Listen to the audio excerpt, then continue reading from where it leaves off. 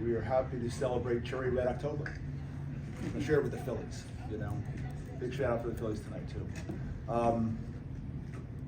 So I did something unique at halftime where I had a very honest conversation with our boys, and I said, this is the first time in 10 months I've been embarrassed to be your coach.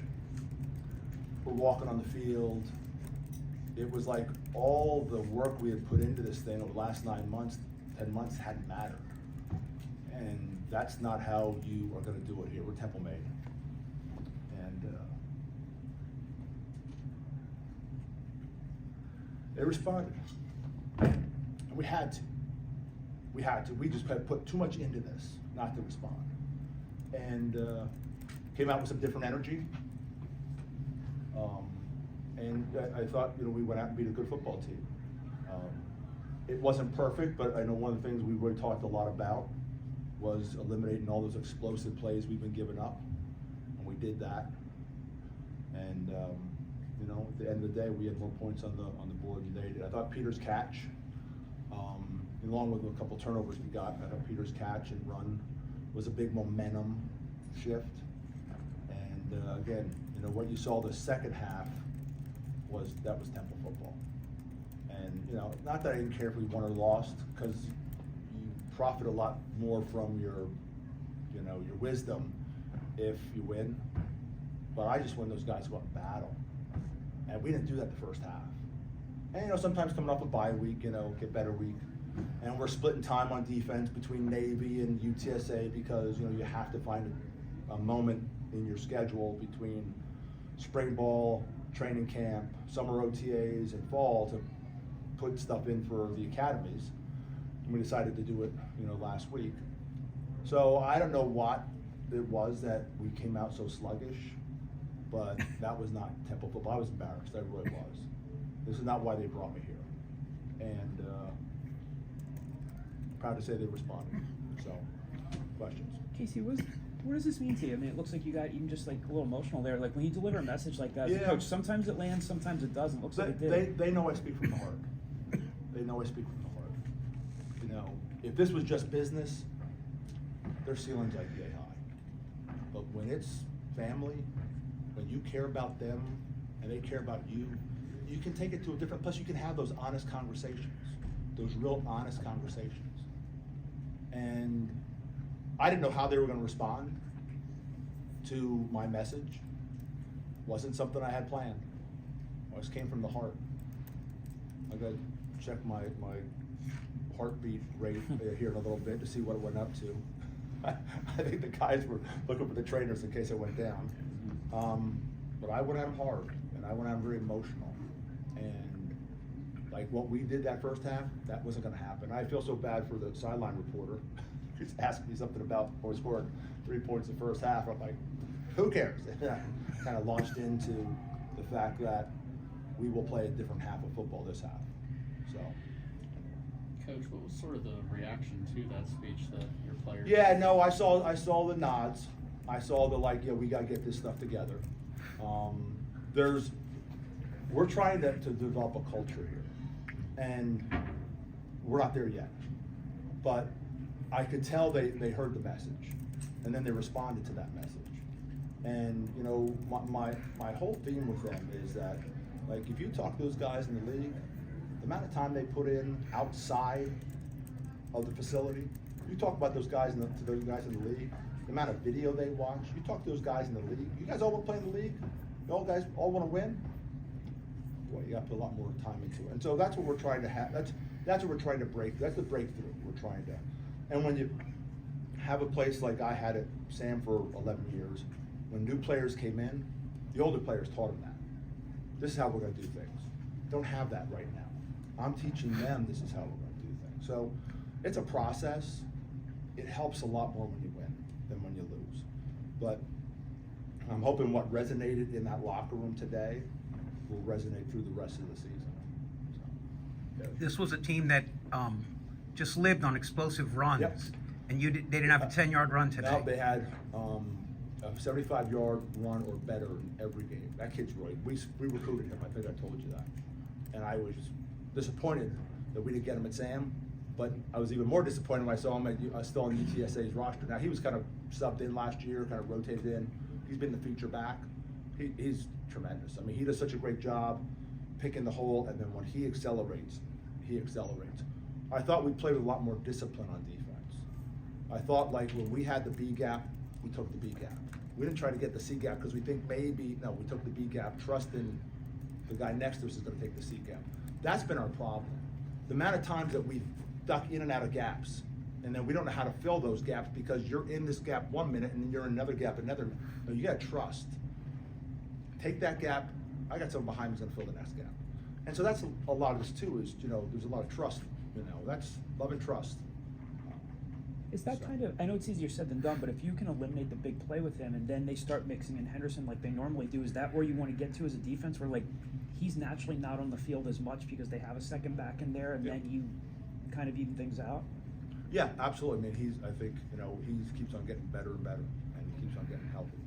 So it's going to be, Coach. So obviously with you shouted out the Phillies, and then the Flyers also played at the same time, and congrats on the huge I was win. actually in the 5K before. Awesome. Yeah. What do you think this win and then this sort of just event as a whole with all the Philadelphia teams playing, what do you think it means for the city of Philly, but also more specifically, what do you think it means for the campus? Yeah, I'm sure we're second fiddle to the Phillies. I'm just taking a guess here, but no, and this is a town where when you win, they support you. And next week, coming off this win, and we have homecoming, and then I think one of the academies is coming to town. It's supposed to be a big deal. It's going to be pretty cool. 30,000, 35,000. That lower bowl completely filled, maybe more. Flyovers going to bring the parachute in and bring the game ball down. They're going to march in. I mean, I played Navy 5 times when I was in Delaware. It's spectacular. It really is. And also, you respect the fact that when that game's over, win or lose, we'll be across their sideline, supporting them, because they're going to go, protect us. They're going to go and do more than just, go get a 9-to-5 job and work in business. They're going to go, put their lives in the line for us, and they're going to serve our country. So getting this win, I think it would have been hard to kind of shake them and try to get, what you need to do to go beat an academy, because it's not easy. The discipline you need to beat an academy, I mean, it is just so, they're going to do this and then do this and then do this, and all of a sudden they do that and you're not paying attention and they get a big game. So they're very patient. So having this win, I think all of a sudden, that just adds to the belief that, hey, if we do things the right way, we can have that in the locker room like we just had. What are your thoughts on Hunter Smith today? He had a great game, had that huge run, and obviously had to step up because some people have unfortunately left the team. So how do you so Hunter's a guy that we always felt game 3, 4, 5, 7, 8, 9, we didn't know was gonna finally get his sea legs underneath him. We knew when we took him, it was gonna be a little bit of buff out some of the dents and kind of put a new paint job on it. And he's just worked and gotten that knee. I know, talk to the trainers all the time about this. He's just so dedicated to his rehab.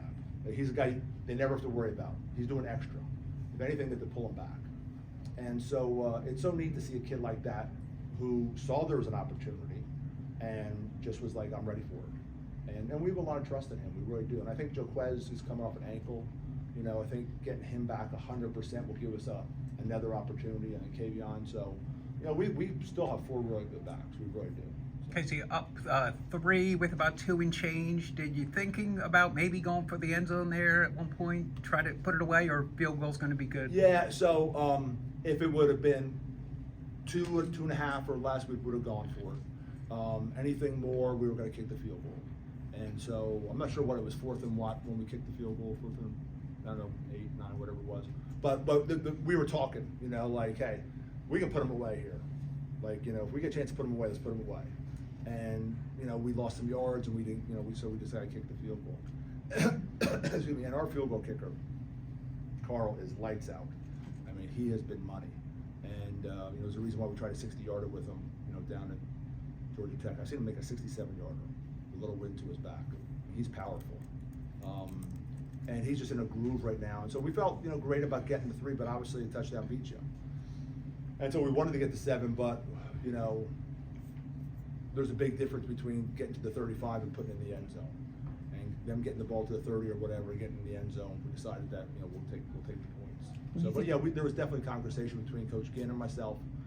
And then I bump over to Coach Smith and I talk to him, like, what would you rather have? And then when Tyler has a chance, I talk to him. So I consult with all 3 coordinators. I make the final decision. But I just wanted to see, like, if there was a heavy, like, yeah, hey, no, we need to go for this. We need to try to put it away. Or was like, hey, don't put ourselves in harm's way if it's going to be more than 2 or 3 yards. Just kick the field goal, take the points, and know that they need a touchdown to beat us. When you think of Last getting, one for Coach before we roll in some players. you think of getting Jameer Jones as late as you did, and then his contributions today. What did he mean to you? Yeah, I think, again, he's a guy who's only going to get better.